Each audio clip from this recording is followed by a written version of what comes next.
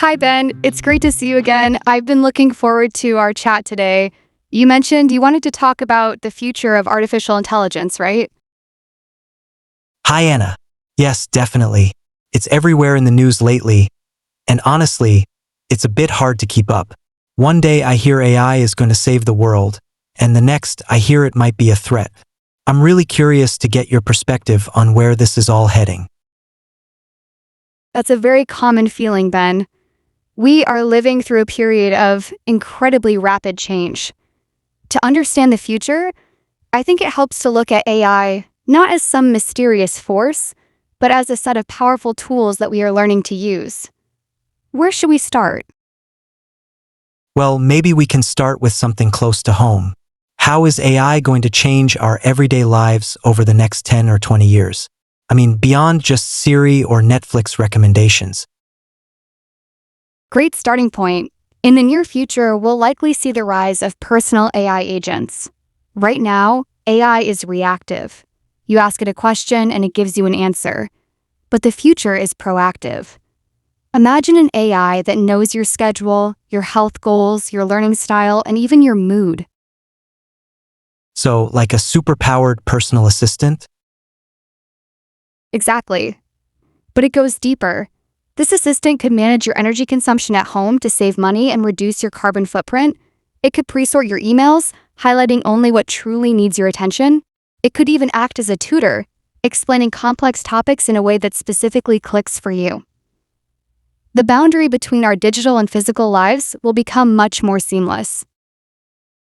That sounds incredibly convenient, but it also brings up a lot of questions about privacy.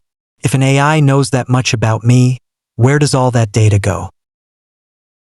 You've hit on one of the most important challenges of the future: data sovereignty and ethics. As AI becomes more integrated, we'll need new laws and technologies to ensure that users, not just big companies, control their own data. We'll likely see privacy-preserving AI that can learn and help you without ever sending your personal details to a central server. I hope so. I think people will be hesitant to use these tools if they don't feel safe. Speaking of feeling safe, what about the workplace? That's the thing my friends and I talk about the most. Are we going to have jobs in 10 years? This is a big one. The short answer is, yes, we will have jobs, but many of them will look very different.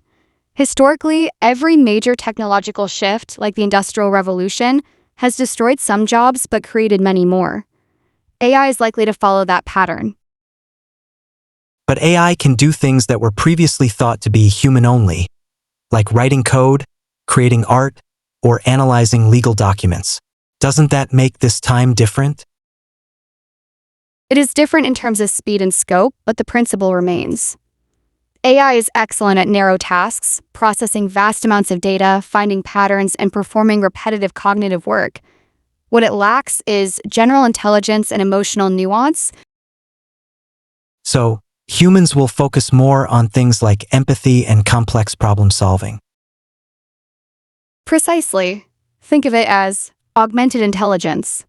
A lawyer won't be replaced by an AI, but a lawyer who uses AI will likely replace a lawyer who doesn't. The AI handles the document review and research, while the human lawyer focuses on strategy, negotiation, and client relationships. We'll see a shift toward human-centric skills, creativity, leadership, and ethical judgment. That's a more optimistic way to look at it. But what about industries like transportation or manufacturing? Those seem more vulnerable. You're right. Those sectors will see significant automation. Autonomous trucks and delivery drones are already being tested. In manufacturing, robots are becoming more flexible and easier to train. This will lead to a need for massive reskilling programs. Governments and companies will have to invest heavily in helping workers transition to new roles, perhaps in maintaining these AI systems, or in entirely new service industries we haven't even imagined yet. It sounds like education will have to change too. We can't just learn facts anymore if AI has all the facts at its fingertips. Absolutely. Education is actually one of the areas I'm most excited about. The traditional one-size-fits-all classroom model is over a century old. AI can provide personalized learning at scale. Every student could have a private tutor that adapts to their pace. If you're struggling with calculus but excelling in history, the AI adjusts. It can find the exact moment you got confused and explain it in a different way. That would have been so helpful for me in high school. So, the role of the teacher changes from a lecturer to more of a mentor or coach. Exactly. Teachers can focus on inspiring students, facilitating discussions, and helping with social-emotional development, while the AI handles the drills and personalized content delivery. This could also bridge the global education gap, providing high-quality learning materials to children in remote or underserved areas. That would be a huge win for global equality. But what about the scary side of AI? People like Elon Musk and others have warned about artificial general intelligence, AGI, an AI that is smarter than humans across the board. Is that a real possibility? It is a theoretical possibility, and it's something the research community takes very seriously. This is known as the alignment problem. How do we ensure that a superintelligent AI's goals always align with human values?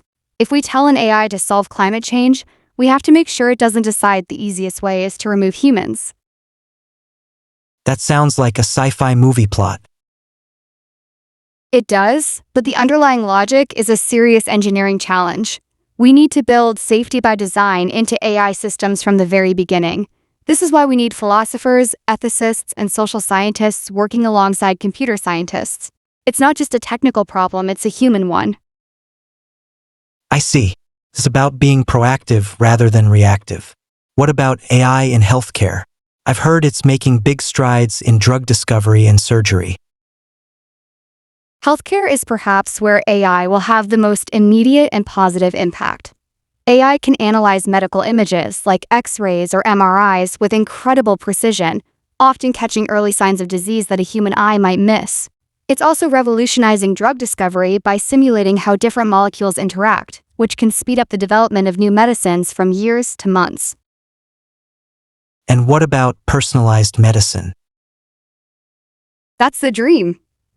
AI could analyze your specific genetic code and lifestyle to predict which treatments will work best for you specifically, rather than using a general treatment that works for the average person. It could lead to a future where we focus more on preventing illness rather than just treating it. That's incredible. Feels like we're on the verge of a new era. But I have to ask, with all this AI, will we lose our sense of creativity? If an AI can write a song or paint a picture, does human art still matter? That's a deep question, Ben. I believe human art will matter more. AI-generated art is based on patterns from the past. It can be beautiful and technically perfect, but it lacks the lived experience and the intent of a human artist. We might use AI as a new kind of brush or instrument, but the soul of the work, the why behind it, will still come from us. So, AI is a collaborator, not a competitor. Well said. It's a tool that can expand the boundaries of what's possible. Think of how the camera changed painting.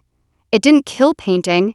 It pushed artists to explore new styles like Impressionism and Cubism because they didn't have to just copy reality anymore. AI might do the same for our digital creativity. This has been a lot to take in, Anna.